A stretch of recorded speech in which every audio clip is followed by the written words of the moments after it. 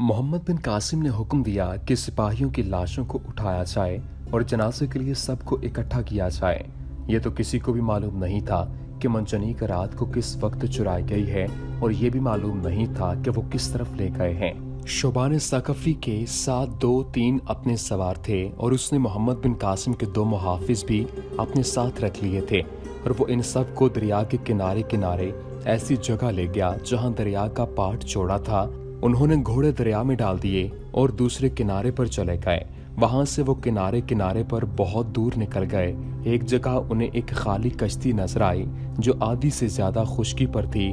इस कश्ती पर मंजनीक लदी हुई थी जो अब कश्ती में नहीं थी। किनारे पर साफ निशान थे कि मंजनीक वहां उतारी गई थी। इस मंजनीक के 4 पहिए थे रेतली जमीन पर और इससे आगे जैसी भी जमीन थी इस पर इन पहियों के निशानात को छुपाना नामुमकिन था। शबान सकफी ने ये निशान देखे। वहां हाथियों के कदमों के निशान भी थे और घोड़ों के कदमों के निशान भी साफ नजर आ रहे थे। आप देख रहे हैं डेली जमील सीरीज फातेह सिंध मोहम्मद बिन कासिम सीरीज की ये 26वीं एपिसोड है। शबान सकफी समझ गया कि मंजनीक हाथियों से खींची गई है। वो हाथी की ताकत और रफ्तार से वाकिफ था, फिर भी वो कई मील दूर तक चला गया। जिस रास्ते पर मंजनीक ले जाई गई थी वो कोई बाकायदा रास्ता नहीं था, वो वीराना था। कहीं सहरा और कहीं जंगल था। ये इलाका नैरून से कई मील दूर था। बहुत ही दूर जाकर शबान सकफी रुक गया। उसने अंदाजा कर लिया था कि मंजनीक किस तरफ और कहां ले जाई गई है। वहां से शबान सकफी वापस नैरून आ गया।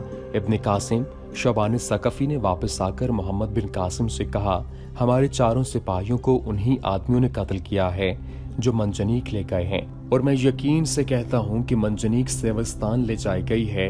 हमें फौरन कूच करना चाहिए। आपने ठीक कहा था कि दुश्मन को हम मोहलत ही न दें कि मंजनीक बनाना तो दूर की बात है, वो मंजनीक को अच्छी तरह देख भी सके। सेवस्तान वही मकाम था जो आज सहवन के नाम से मशहूर है। नैरून से मोहम्मद बिन कासिम ने सेविस्तान को ही जाना था, लेकिन इतनी जल्दी नहीं जितनी जल्दी अब उसे कूच करना पड़ा। वो जूं-जूं सिंध के अंदर आता जा रहा था ज्यादा मोहतात होता जा रहा था, क्योंकि वो राजा ताहिर की इस चाल को समझ गया था कि अरब फौज लड़ते लड़ते और पेशकदमी करते करते थक कर चूर हो जाएगी और सबसे ज्यादा जंगी ताकत इकट्ठी करके अरोड़ के मैदान में इस फौज को एक ही हल्ले में खत्म कर दिया जाए। नैरून के हाकिम सुंदर शमनी ने खुफिया तौर पर अपना एक एलची सेविस्तान के हाकिम के पास भेजा हुआ था। वहां के हाकिम को ये कहना था कि वो अरब फौज का मुकाबला न करे। सेविस्तान का हाकिम बेबुध था। मोहम्मद बिन कासिम ने इस एलची की वापसी का इंतजार करना था। एलची 2 रोज बाद वापस आया। सेविस्तान अब एक कला नहीं बल्कि पहाड़ बन गया है। एलची ने मोहम्मद बिन कासिम की मौजूदगी में सुंदर शमनी को बताया। राजा ताहिर ने सिस्तान के बुध हाकिम को अपने पास बुला लिया है और उसकी जगह अपने भतीजे बजेराय को वहां का हाकिम बनाकर भेज दिया है। आप अच्छी तरह समझ सकते हैं कि राजा ताहिर ने अपने भतीजे को क्यों भेजा है। बजेराय ने आते ही फौज को नए सिरे से तैयार करना शुरू कर दिया था। कला तो पहले ही मजबूत था, लेकिन बजेराय ने अपनी फौज को ऐसी तरबियत दे दी है कि मुहासरे की कामयाबी आसानी से हासिल न हो सकेगी। इसके अलावा किले के दिफा के लिए एक और चीज आ गई है। ये है एक मंजनीक जो मालूम नहीं कहां से लाई गई है। ये मंजनीक कब वहां पहुंची है? मोहम्मद बिन कासिम ने पूछा। मेरी मौजूदगी में वहां पहुंची है, एलची ने जवाब दिया। मैंने उसे किले में आते देखा था। उसे 2 हाथी खींच रहे थे और इसके साथ 12-13 घुड़सवार थे। मैं ये देखकर हैरान हुआ कि यहाँ की फौज मंजनीक कहाँ से ले आई।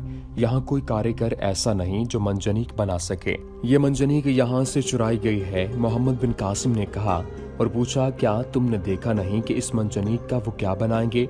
उसे उन्होंने शहर पनाह के बड़े दरवाजे के ऊपर दीवार पर रख दिया है, एलची ने जवाब दिया। और उन्होंने बड़े बड़े पत्थरों के ढेर मंजनीक के साथ लगवा दिए थे। मोहम्मद बिन कासिम हंस पड़ा।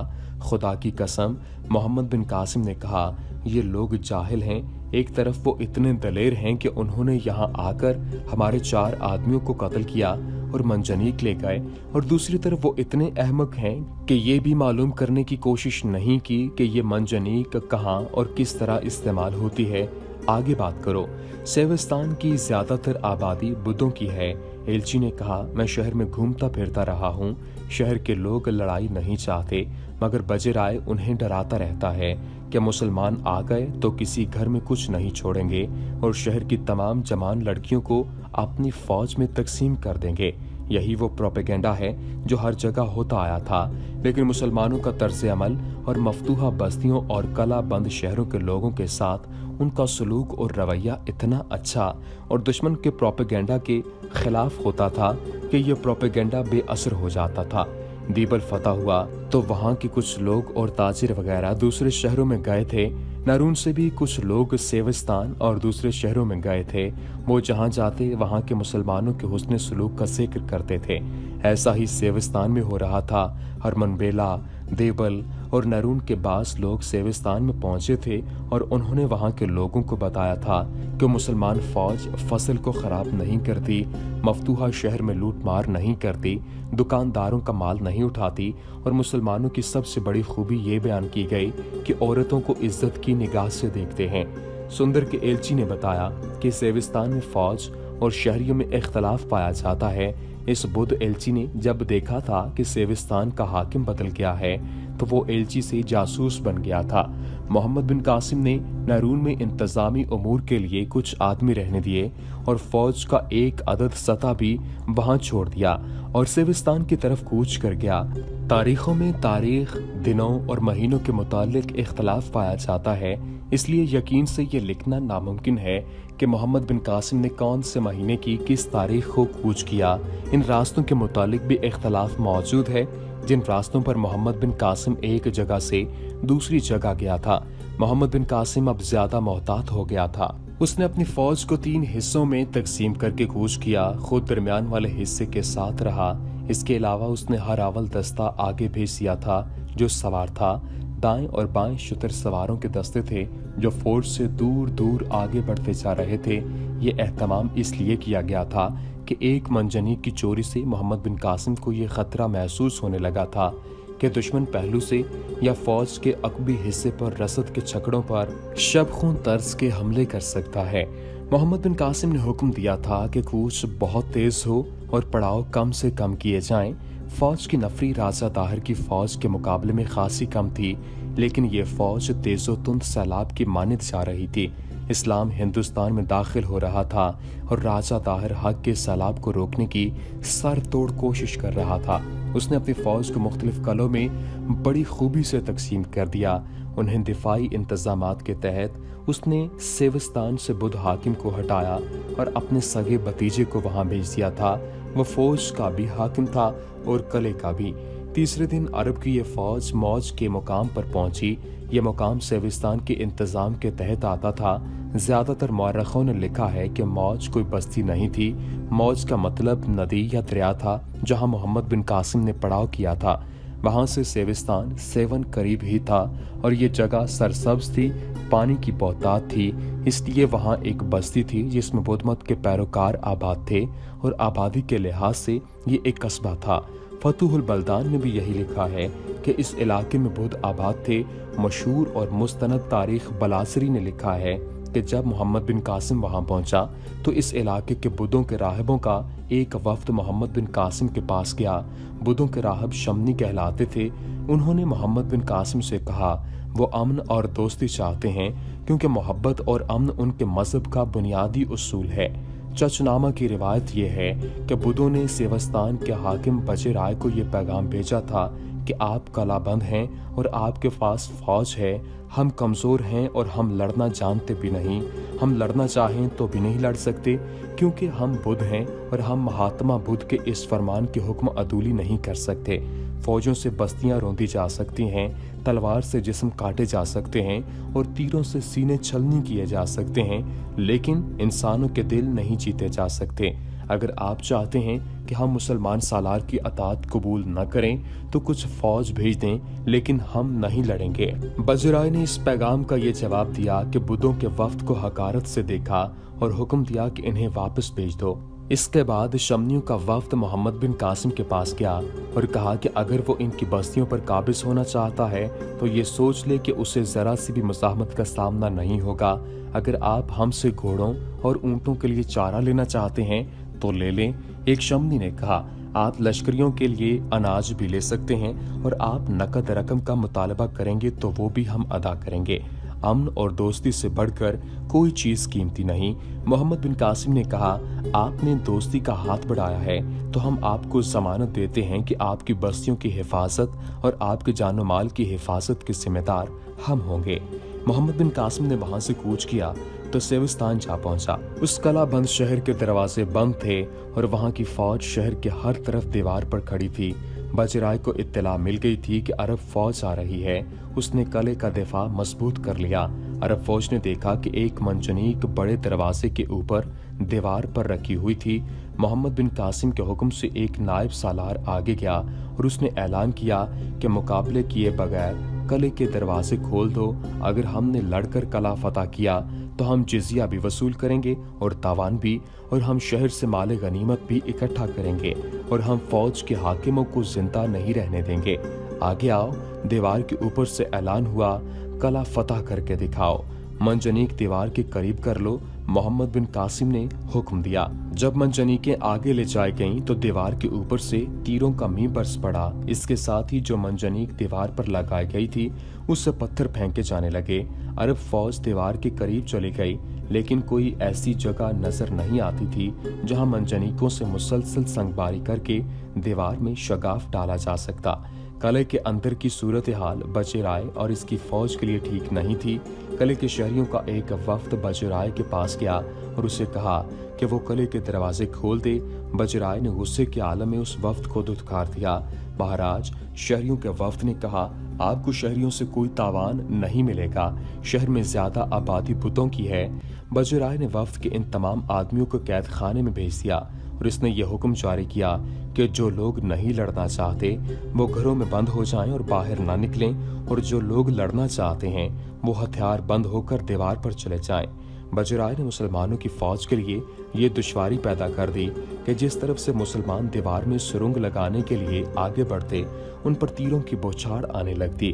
बजराय ने यह दलेराना इकदाम भी किया कि शहर का एक दरवाजा खुलता और सैकड़ों घुड़सवार बाहर आकर घोड़े सर पर दौड़ाते, मोहम्मद बिन कासिम की फौज पर हल्ला बोलते और वापस चले जाते। मोहम्मद बिन कासिम ने सबसे बड़ी मंजनी को रूह से निशान पर पत्थर फेंकने के माहिर जौना सालमी को तलब कर लिया। तुम देख रहे हो जौना, मोहम्मद बिन कासिम ने उससे कहा, हिंदुओं ने हमारी चुराई हुई मंजनीक दीवार पर लगा दी है और हम पर पत्थर फेंक रही है। छोटी मंजनीक से इसे निशाना नहीं बनाया जा सकता।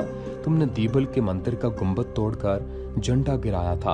अब इस मंजनीक को उड़ा दो, उड़ जाएगी सिपा सालार। जौना सलमी ने कहा, मैं सिर्फ 3 पत्थर फेंकूंगा। इसने उरूस को आगे किया और 3 वजनी पत्थर पास रखवा लिए। इस मंजनी को 500 आदमी खींचते थे तो इतना वजनी पत्थर मतलूबा फासले और निशान पर जाता था। जौना इसको मौजूद जगह पर रखवाकर इसमें पहला पत्थर रखवाया।